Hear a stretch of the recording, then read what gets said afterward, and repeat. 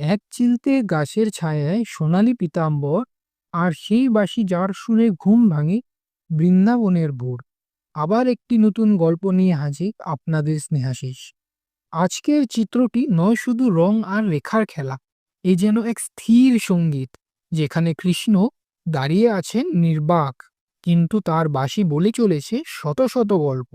নন্দনের নন্দন, যশোদার কানহাই, ছবির মাঝে সে চুপচাপ, কিন্তু তার চারপাশে যেন বাজছে এক মায়াবী সুর, যার বাঁশির সুরে মেতে থাকে সমগ্র গোকুল। কিন্তু আজ বাঁশিটা নীরব।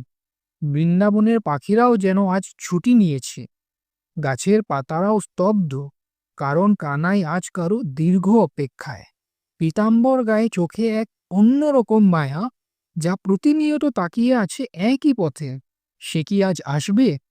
তাকে যে আজ আসতেই হবে। ভালোবাসার মানে দাবি নয়, এ এক নীরব প্রত্যাশা, তাকে এক ঝলক দেখার নীরব প্রতীক্ষা। আজও সে কদমতলার নিচে দাঁড়িয়ে, তিনি বাঁশির সুরে তুলে যেই সুর প্রতিনিয়ত খুঁজে চলেছে তার রাধিকাকে। কিন্তু আজ যেন বাঁশিটারও মন ভার।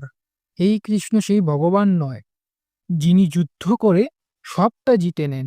এই কৃষ্ণ এক প্রেমিক, যিনি অপেক্ষা করে একটি মাত্র হাসির জন্যে, দুচোখ ভরে তার প্রেয়সীকে দেখার জন্যে।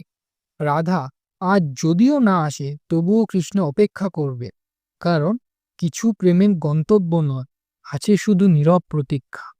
Stay tuned for the final part.